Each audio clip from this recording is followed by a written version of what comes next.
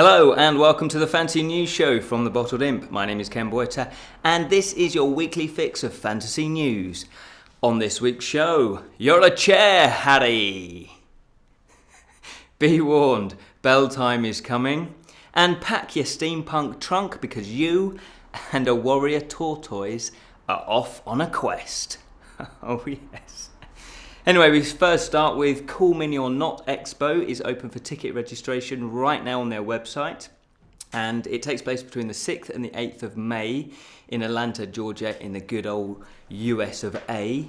And it's a gaming expo where tabletop gaming and little miniatures that you can paint, where they come together.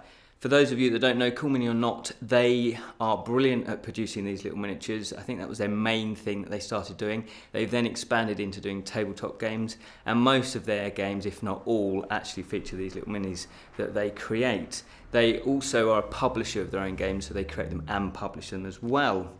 And at their expo, they're actually going to be having professional painters who do this for a living, painting little miniatures, and the quality that these people can get when they paint their miniatures are amazing. If any of you have watched my reviews when I have shown you games that have my little miniatures that I've painted, you'll understand that there are varying qualities in in painting these miniatures. The expo will also have other people from the gaming industry. There'll be YouTube reviewers. I know that some people from the Dice Tower, Tom Vassel's going. That's a YouTube channel that reviews board games. And also, as I mentioned, the little miniature professional painters will be there too. I've not been yet, mainly because it's in America, but I did have a look at their website and they've got last year's photographs on there. It does look a lot of fun. Their website is CMON, Call Me or Not, expo.com, and we'll put all of these links into the description underneath the video. Celtic Harmony is having its annual Beltane Festival on Sunday the 1st of May. Historically, Beltane is a kind of, it was observed through Ireland, Scotland and the Isle of Man, and it was basically the beginning of summer, and when they drove out their cattle to the summer pastures, and there was rituals that took place for protection of the cattle crops and of the people. So I really like that idea. It's really cool. There's a lot taking part where you can take part in. There's a lot going on, i.e. drumming workshops, live music, wandering minstrels and fire breathing, storytelling, archery. There's also the coming of summer, where the summer queen banishes the winter queen. And there's a bonfire, there's also a fire procession. So lots to do with fire, it looks like. There's lots more apparently too. I checked out their website. You can also check their website out, which is celticharmony.org. And it all takes place, as I say, on the Sunday the 1st of May between 10 a.m. and 5 p.m. at the Celtic Harmony camp, which is in Brickerton near Hertford, in Hertfordshire in England. And I've never been before, but this time I'm going because it's right on my doorstep. I live just outside Brickerton. And so, yeah, of course I'm going to go, and I'll be doing a bit of filming, taking some photographs there as well to share with you.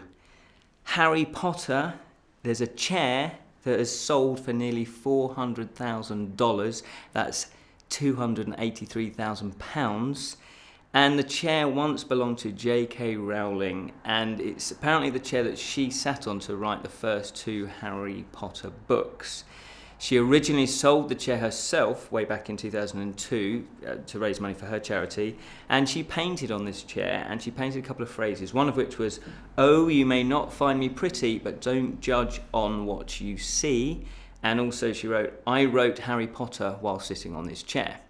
So the Fantasy Throne buyer, he remains anonymous, or she. They didn't want to be known that they'd bought this, maybe because they'd spent a lot of money on this chair. So I guess if you're an unknown author and you're writing fantasy or any type of writing, maybe you should start painting on your chair, because one day it might be worth a lot of money.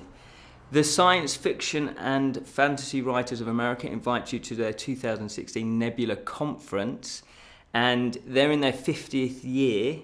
And you can attend their conference. It's a whole weekend, and they've got a banquet, and the award ceremony is the main thing. You can purchase tickets from their website, which is sfwa.org. And they are a professional organisation for sci-fi and fantasy and anything related to that. And their awards are actually one of the most prestigious awards that you can win if you're a fantasy writer or sci-fi writer. So if you've won a Nebula award, you're pretty much up there. Also at the weekend, there's workshops and special events will be going on, and that all takes place in Chicago from the 12th to the 15th of May. Yamasong, March of the Hollows, is an epic puppet-based feature-length film from Dark Dune Productions and, I don't know how to pronounce this, here we go, Toramina Films.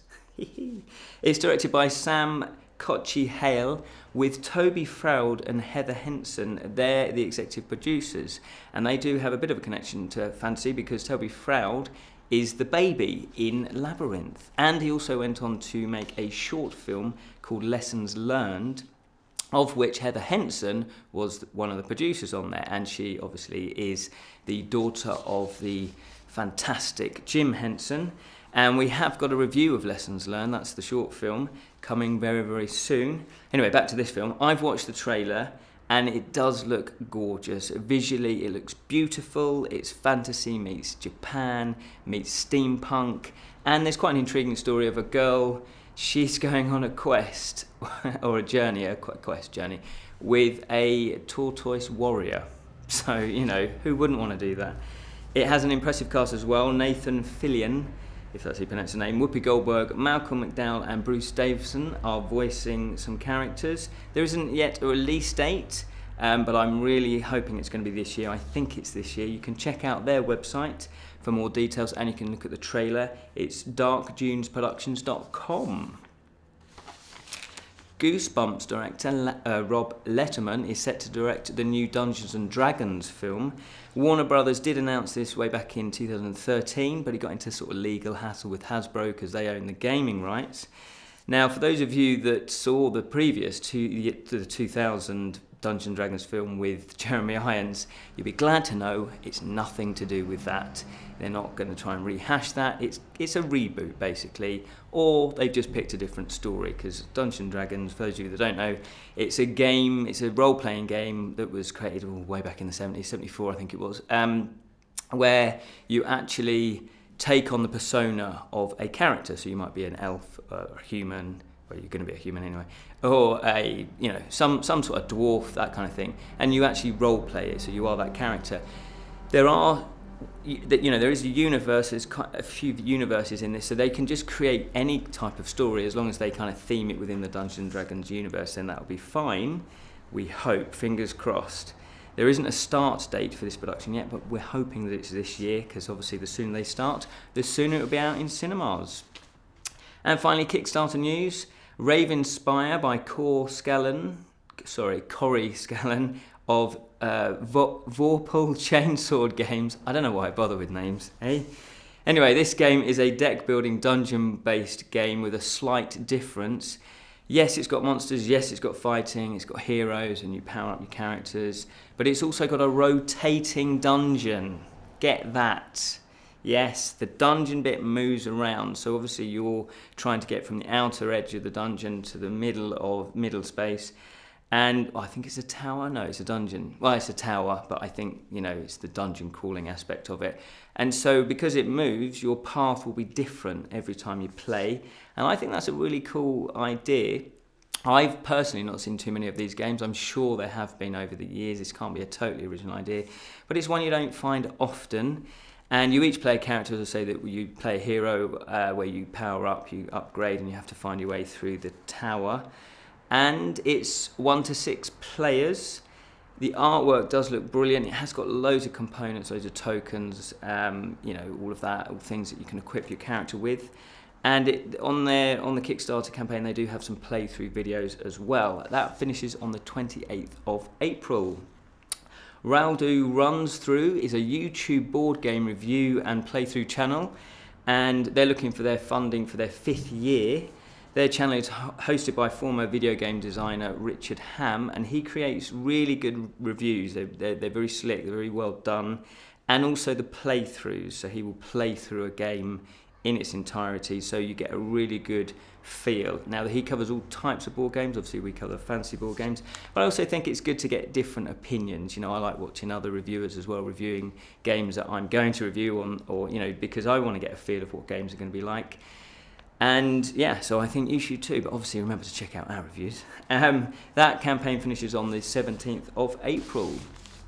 Terrible Monster by Sweet Lemon Publishing is a small card game for 2 players that plays in 5 minutes or less.